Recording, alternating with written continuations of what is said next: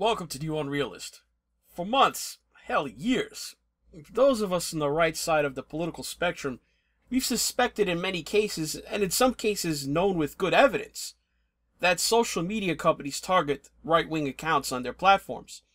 Now, it should come as no surprise, really, when the three companies who dominate social media, Alphabet, Google, Facebook, and Twitter, they're populated, very heavily. Their employees, they're graduates of Ivy League and other top-tier colleges and universities. That these days, they're just factories churning out legions of social justice-obsessed snowflakes.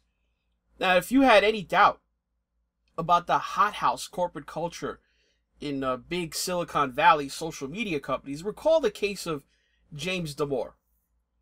For merely writing a memo about he believed his employees' diversity programs were not only not working to meet their goals, but in some ways were counterproductive and an obstacle to meeting their goal of increasing diversity, especially with regard to gender, and backed up his arguments by citing peer-reviewed and well-accepted science. Well, there was a near mutiny inside Google.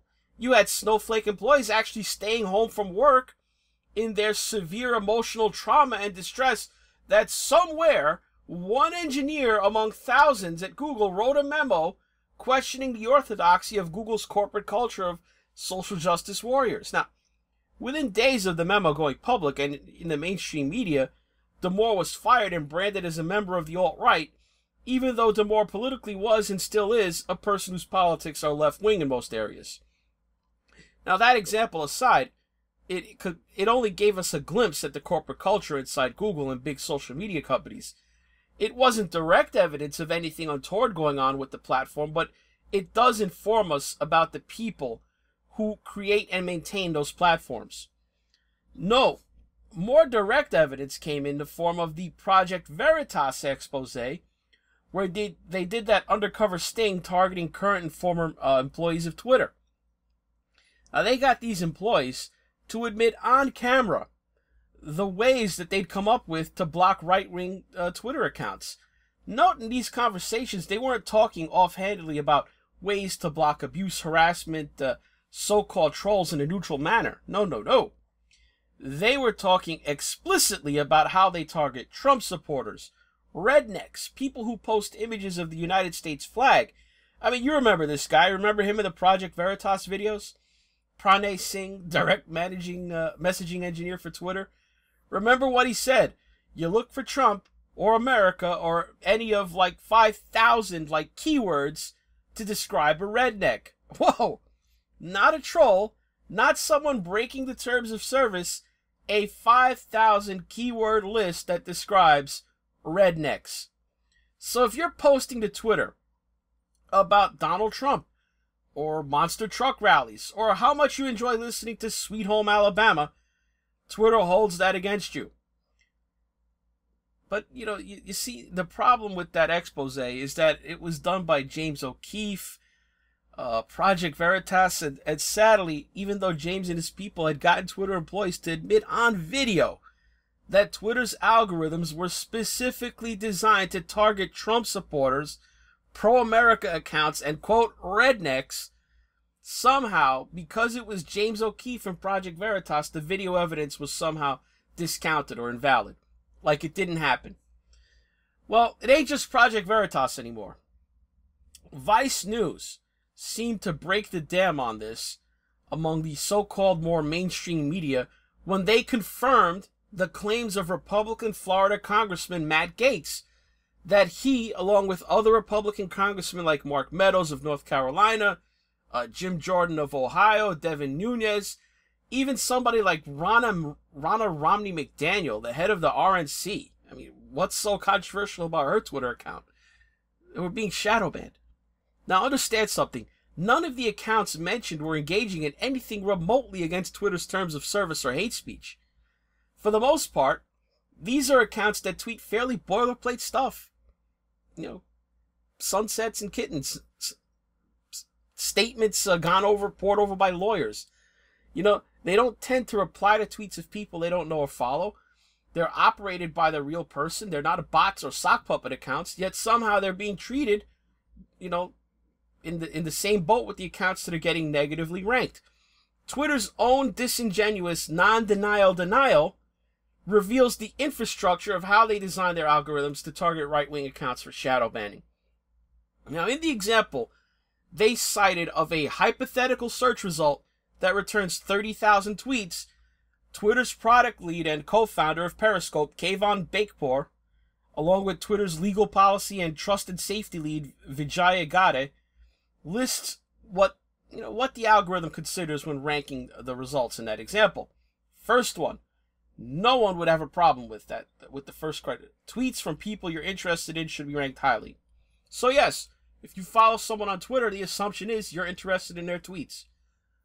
Number two, again, another one that I think few people would likely take issue with. Tweets that are popular, they would seem to be likely to be more interesting. So if a certain tweet was getting a lot of engagement, likes, and retweets, it should be ranked higher. Number three is where the devil appears. Notice how Twitter words it.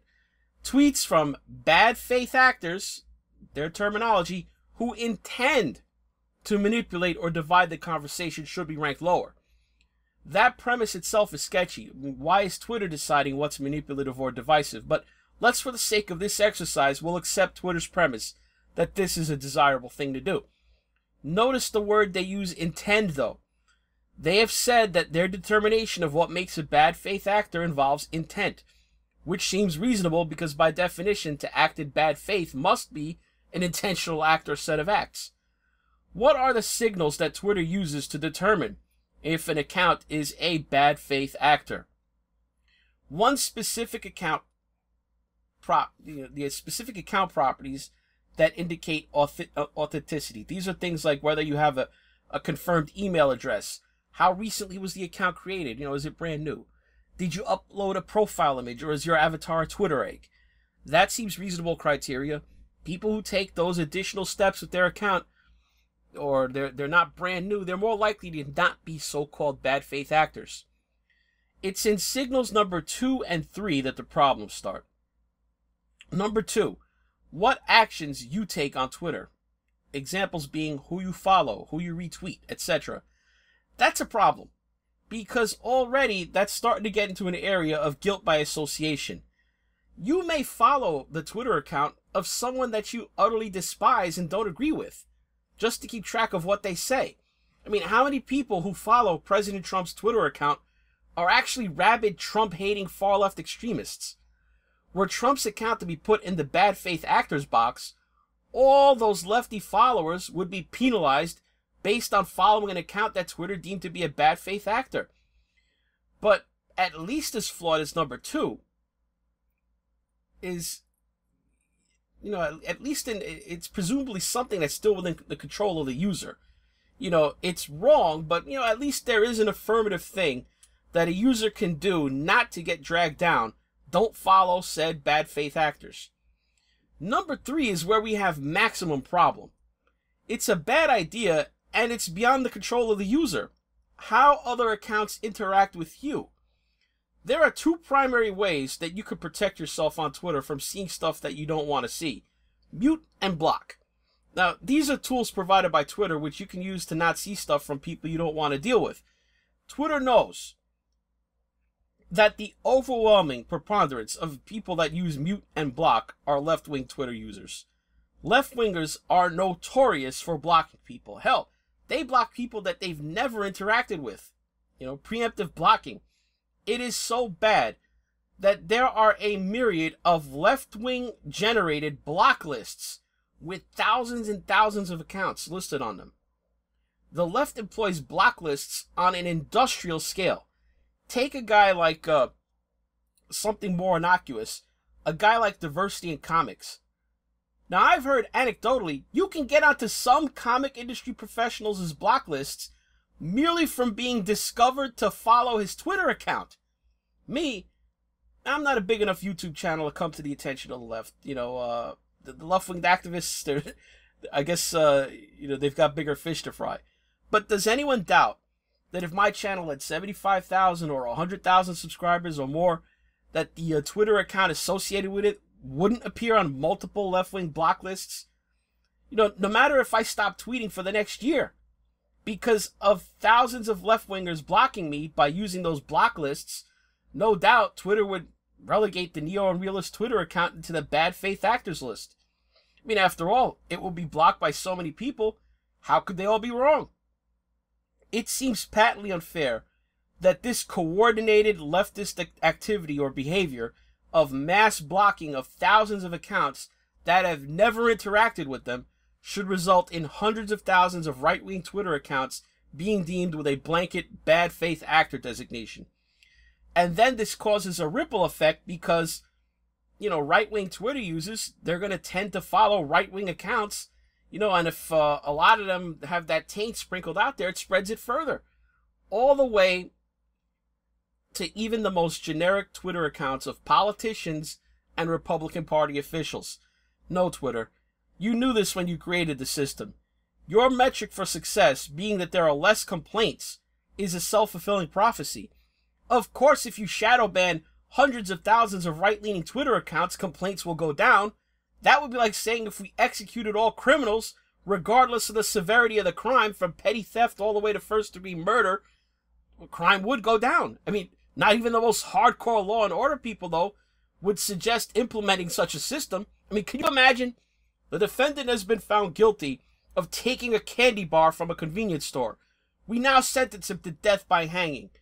Breaking news, crime statistics published today show a dramatic reduction in all categories of crime. Nah, Twitter was caught. They tried to deny it. Not even cucked out lefty Vice News was willing to ignore it when the evidence was so uncontrovertible. The entire censorship infrastructure at Twitter, Facebook, and Google, it's got to stop. That's all for this New Unrealist. Like the video, comment, subscribe to the channel, hit the notification bell, otherwise the powers that be at YouTube and their Google masters, they might decide they don't think you should see what you subscribe to see more of. Thanks for watching.